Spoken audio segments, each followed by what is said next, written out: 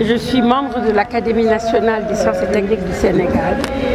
Je suis le conseiller technique du ministre de l'Enseignement supérieur chargé de la recherche et de la coopération. C'était une proposition des amis de l'Académie, mais c'était une grosse opportunité pour nous de pouvoir discuter autour de l'employabilité des jeunes.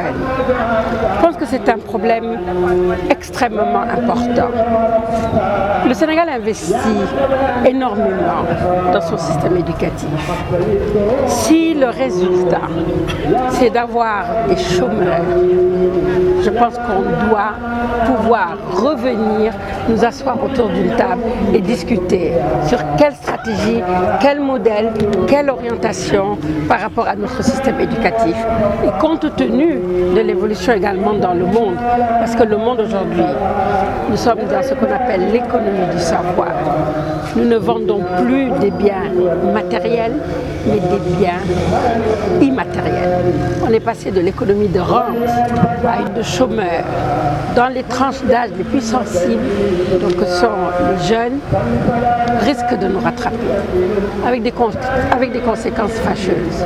Un jeune, je le dis tout le temps, qui n'a pas de perspective devient une menace pour son pays. En réalité, je pense que ce n'est pas trouver très rapidement du travail. On doit avoir un système global qui doit permettre aujourd'hui de dire nous avons plusieurs niveaux de sortie.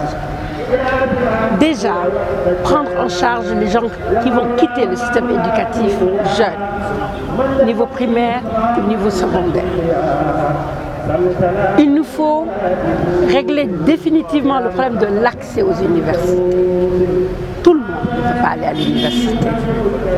Il nous faut repenser ce système et bâtir les curricula de telle sorte que ce soit complètement aligné aux besoins de l'économie. Aujourd'hui, quand on regarde les besoins de notre économie, à travers le programme Sénégal émergent, quand vous voyez les gaps, les besoins de formation sur les 10 prochaines années, on a un peu froid au dos. Et on se pose la question, comment on va faire? Je pense qu'il faut qu'on aille très vite vers ce que j'ai présenté tout à l'heure. Quelle réforme aujourd'hui pour que les jeunes soient employables? Il existe tout un socle de compétences clés que les jeunes doivent avoir.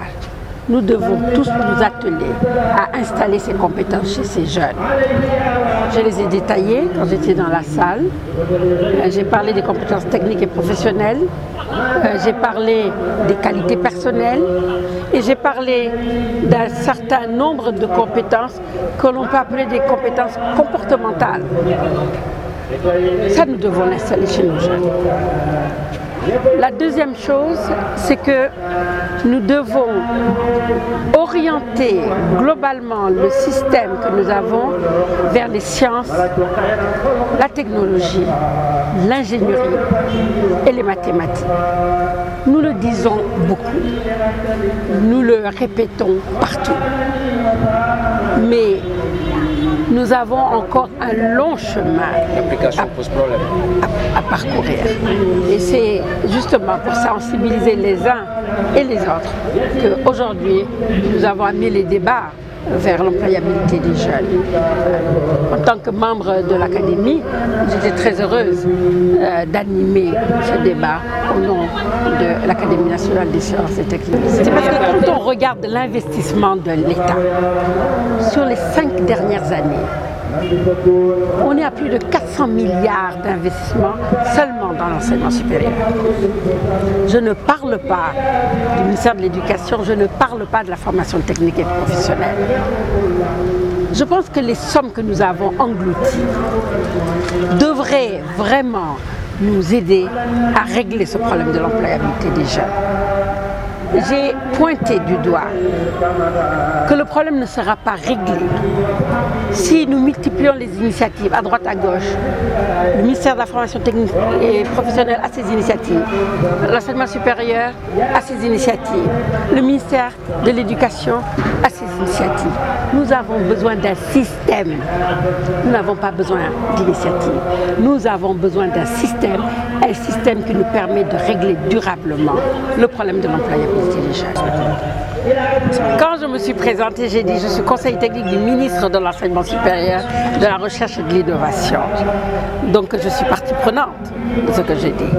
Et ce que j'ai dit également, je pense que le ministère de l'enseignement supérieur met en œuvre cette politique. Hein.